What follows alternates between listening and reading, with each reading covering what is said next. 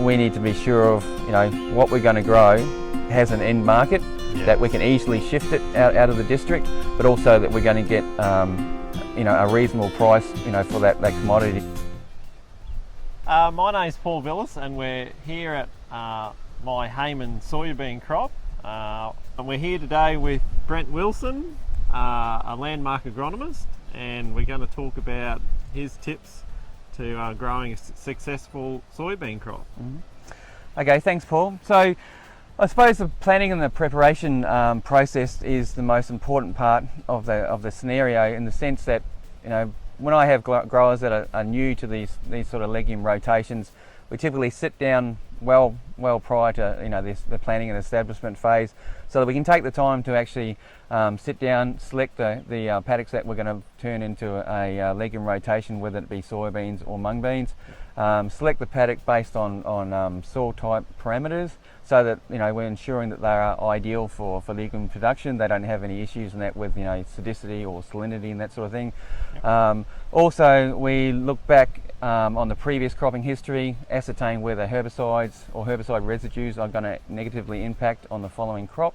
So once we take care of those selection criteria, then we then move down into, we plough out the crop and we start the planning, further into the planning phase. So therefore we start looking at nutrition, doing soil tests, interpretation of those soil tests, and then that will invoke a nutrient remedy, whether it be a starter fertiliser or a nitrogen, potassium, zinc blend, those sorts of things. So then we will look at determining which variety we'll be growing based on our planting regime, whether we're planting earlier in December or later into January, but also what sort of market we'll be targeting, whether it's the crushing market or whether it's the human consumption or all of the above. So then we'll order the seed and the inoculant, and then we'll also then start looking at any sort of amelioration aspects, whether we need to apply gypsum or lime depending on the soil profile, whether we need to laser level and that sort of thing to ensure that we've got adequate drainage and that sort of thing. We don't get any pondage and that sort of thing, which will negatively impact on the legume production as well. So then once we get into that, then we start moving into the critical phase of actually preparing the land and that sort of thing for that bed shaping operation, which is paramount, which is critical. As yourself, you would know that, from being a harvesting contractor around the district as well. So for me, it's all about getting the profile right. So we want a nice, flat, low profile bed. So we don't need a ridiculously high bed. So all we're doing is just trying to have a high enough bed so that we can separate the water and ensure that we get good soakage and that sort of thing. Soakage is definitely an issue. Most definitely, yes. Especially with a high water user like soybeans.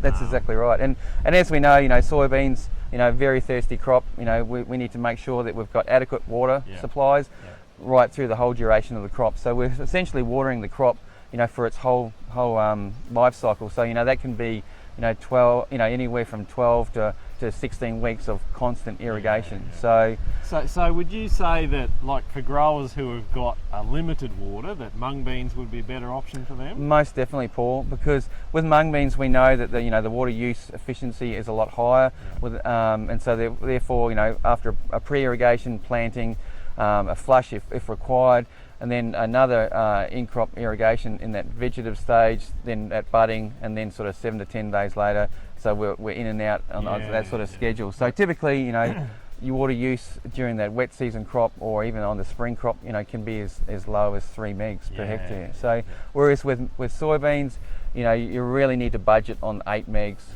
So you've got to have plenty of water. Yeah, plenty of water for soybeans, because once we get on that merry-go-round of irrigation, we can't get off. Can't get off it. That's right. So we have to basically, we need to be prepared to water that crop right through until that maturity phase. So essentially, when the crop's already starting to yellow off and starting to desiccate, we're still actively irrigating at that stage. Yes.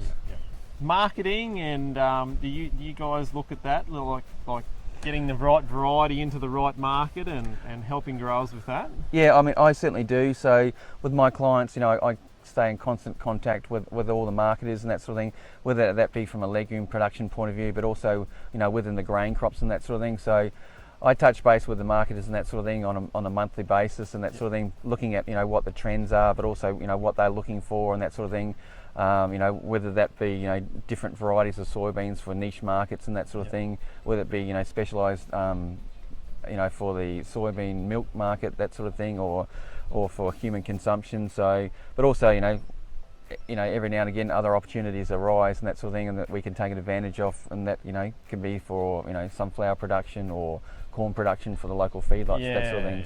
So it's important to stay in contact with those sort of guys because of our location, our geographical location. We're a long way from the end user, so, and we need to be sure of what we're going to grow has an end market, that we can easily shift it out of the district, but also that we're going to get a reasonable price for that commodity, because as we all know, land values here and infrastructure costs here in the Burdekin are quite high, and then with the tyranny of distance of freight on top of that, we need to really know what price we're going to get for our commodities before we plant these crops. And make sure we've got the storage and the transport and the That's exactly right. and Yes. everything. That's exactly right. It's a whole box and dice. So it's and that's part of that planning and preparation phase too. That encompasses what we're going to be doing in crop as well. From a pesticide point of view, from an agronomic point of view, from a harvesting point of view. Storage or temporary storage if required, or whether it's going to be harvested direct into trucks and it's going to leave the property that day. So all those components need to be. You need to understand them before we even put a seed in the ground, because it's not something that you can sort of do on the run, because invariably you can make mistakes or you miss critical windows, and it can have a negative outcome at the other end. So.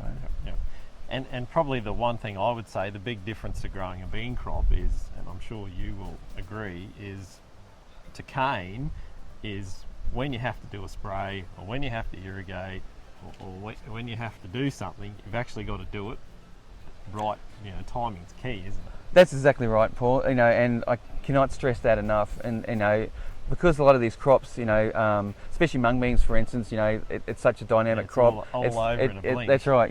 We're checking it every 3 days, and it's amazing how much it changes in those 3 days. And so, if you miss a critical window within that growth development, whether it be a fungicide or an insecticide or an irrigation, you physically don't have the time to make that up. So, like the analogy you used before with cane, we do have that luxury to a certain point.